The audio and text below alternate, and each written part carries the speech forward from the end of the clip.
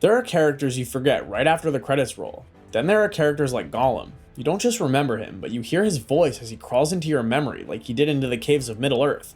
But why? Let's start with the visuals. Gollum's appearance is not just creepy, it's a visual metaphor. He's barely humanoid, skeletal, wet, and has almost no hair. And that's no accident. In psychology, there's something called the uncanny valley effect. It's when something looks almost human, but not quite. Gollum lives right in that valley. We recognize parts of ourselves in him when he triggers fear and pity. Design-wise, Gollum's silhouette is unforgettable. If a kid can sketch the outline from memory, then it's iconic. His big head, long limbs, and hunched back appearance make it easy. Now combine that with his movement. He scuttles, crawls, and crouches like an animal, yet he keeps talking the whole time. This strange mix of actions shows the conflict going on inside him. However, you can't talk about Gollum without hearing him. His voice actor, Andy Serkis, created that with an effect called vocal fry plus choking on a hairball. He based it on the sound of coughing up a cat. So why does this matter? Because from a psychological standpoint, distinctiveness creates memory hooks. We remember unusual speech patterns, weird syntax, and repetition. Think about how many times Gollum says precious, or refers to himself in the third person, or argues with himself in full dialogues. That voice is a window into his mind. Flawed characters stick with us more than perfect ones. It happens when people become more likable once they make mistakes or have vulnerabilities. Gollum is made of flaws. He's addicted, obsessed, violent, and pitiful.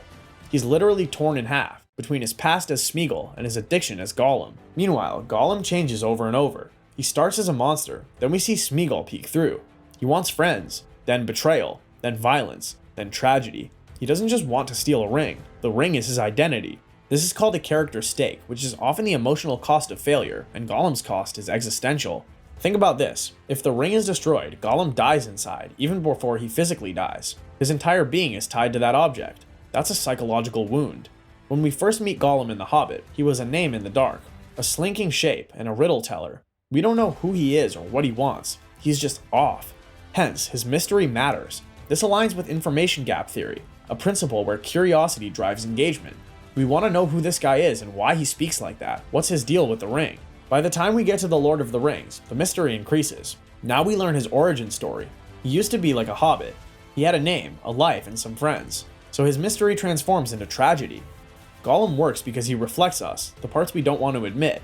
He's tempted, obsessed, and lonely. He's what happens when a person loses themselves chasing the thing they think will save them. Gollum is Frodo's shadow. He shows what Frodo could become. That's why Sam hates him. That's why Frodo feels for him, and that's why we remember him. Even though some characters punch you in the face, others quietly touch your soul and never leave. Aang is that second kind. He's not flashy, gritty, and doesn't scream for attention, but years after Avatar: The Last Airbender, fans still love him, quote him, cosplay him, and cry about him. So what makes the bald, goofy, airbending vegetarian monk kid so unforgettable? First impressions matter, and Aang's character design is simple, clean, and iconic. With shaved head, monk robes, and big green eyes, and blue giant arrow tattoo, he becomes instantly recognizable. In visual design, there's a principle called iconic reduction, where the fewer lines you need to draw something and still recognize it, the more iconic it is. Details like Mickey Mouse ears, Batman's cowl, or Aang's arrow. Plus, that tattoo isn't just for style, it tells you he's an airbending master before he even speaks. It's a design choice layered with meaning, and Aang's look is easily sketchable by a 10-year-old.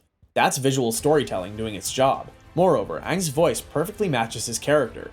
He doesn't try to sound cool, but here's the trick. He sounds exactly his age, and yet carries a spiritual weight beyond his years.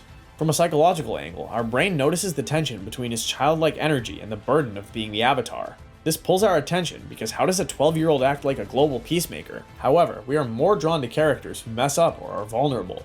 Aang is no perfect monk as he runs away from destiny. He freezes the world for 100 years. He avoids hard choices and hates violence, but has to face it anyway. His core flaw is avoidance, but that's what makes him human. His inner battles are bigger than any firebender he faces. The best part is that his flaws are moral.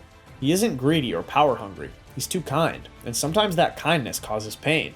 A character arc is one of the strongest psychological hooks. Our brains love narrative transformation. It's how we process growth in ourselves. Aang starts as a runaway, a goofball, and a pacifist who wants none of the world's problems.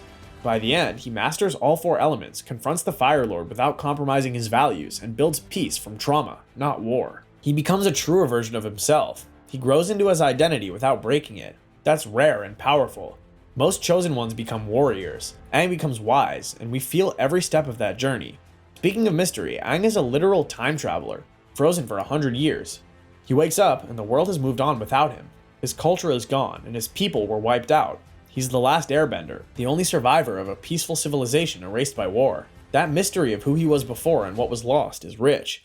It lets us explore a broken world through his eyes. This taps into a storytelling concept called the ghost, a past trauma that haunts the character and shapes their decisions.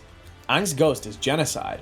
It's the loss of everything familiar and it's handled gently but powerfully. But he's not the only memorable character. You don't need to love The Office to know exactly who Michael Scott is. He's the regional manager, the world's best boss according to the mug he bought himself.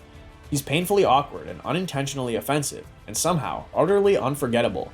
But how did a middle-aged paper salesman from Scranton, Pennsylvania become one of TV's most iconic characters? Michael doesn't wear a cape. He has no signature scar or glowing eyes. Visually, he's aggressively average, and that's exactly the point. Characters that look like us are easier to project onto. Michael looks like someone you might work with, which makes his chaos even more real. He's so ordinary, it's disarming. And that contrast between how he looks and how he acts is comedy gold. Michael's voice is part dad joke, part try-hard TED Talk, and 100% unaware. He speaks in half-baked quotes, misused words, and over-enunciated catchphrases like he's always presenting something. In storytelling theory, this is a form of humor when the way someone speaks doesn't match the seriousness of the moment. Psychologists say our brains love it because it creates surprise, which spikes memory. Let's talk about flaws, because Michael Scott is flawed on every level. He's insecure, desperate to be liked, has no filter, misreads every social cue, and thinks being funny means saying the most inappropriate thing possible. But here's the twist. Under all the flaws is a deeply lonely man who just wants to be loved. Psychologically, that's sticky. We find people more endearing when they fail, especially if they're trying their best. Michael is constantly failing, but never stops trying. That's why we don't hate him, because we see ourselves in him. He needs to be liked, and his fear of being irrelevant reflects us. Michael's biggest flaw is wanting to be the hero of The Office without realizing he's the joke. And somehow, we root for him anyway. Michael seems static at first, still doing bits, still ruining meetings, still making everyone uncomfortable. But if you watch closely, he does change. He starts off emotionally stunted, learns empathy especially through Pam, Jim, and Holly. He starts listening, growing slightly self-aware, and eventually leaves Dunder Mifflin, on his own terms. In writing, Michael doesn't become a new person. He becomes a little better version of who he already was, and that growth is subtle. By the time he proposes to Holly and quietly exits, we're sad because this man-child actually grew up, and we didn't see it coming. You wouldn't think a paper company has high stakes. No dragons, no bomb defusals, and no courtroom drama. But Michael's stakes are emotional. Every meeting he hijacks, every character he plays, every cringeworthy joke is a desperate attempt to connect. That's his survival strategy, and once you see that, he's no longer just funny. He's tragically funny. In storytelling, this is called emotional stakes. We care because he cares deeply, even when he shouldn't. On the surface, Michael is an open book.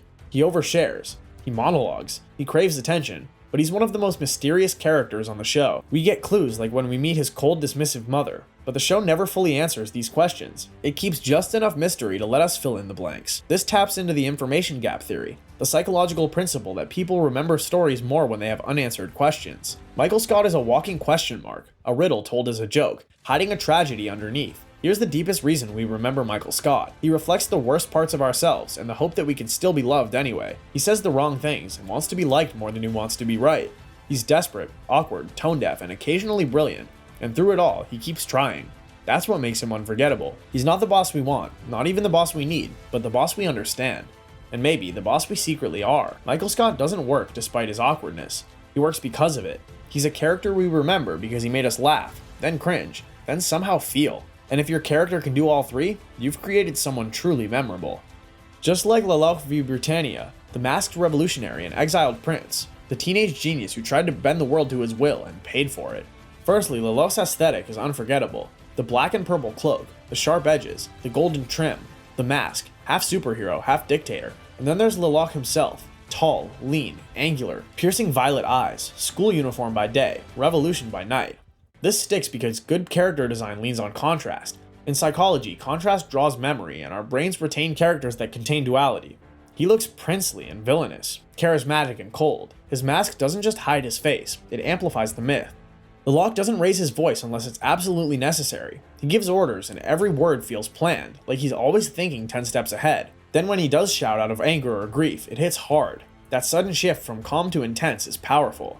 This kind of vocal contrast is exactly what grabs people's attention. It's the silence before the storm, and the storm itself. Even his catchphrases stick with you. Meanwhile, he isn't just a chess master, he's a walking contradiction. He's smart enough to take on empires, but too emotional to handle betrayal. He's driven by rage. He wants peace, but uses war. He loves his sister, but lies to everyone else. That conflict is called moral dissonance. In psychology, it's a form of cognitive friction where a person's values and actions don't align. That discomfort is what we remember. The Locke isn't some perfect revolutionary. He's a teenager playing God, and eventually that breaks him because he became tragic. Since we all want a character arc, the Locke's is operatic. He begins as a disillusioned prince, becomes a masked terrorist, then a tyrant, and then finally, a martyr. That's not just character development, that's a reverse hero's journey, and he gains power, then chooses to die with it to create peace. In storytelling, this is a situation where a character falls, then sacrifices himself to atone.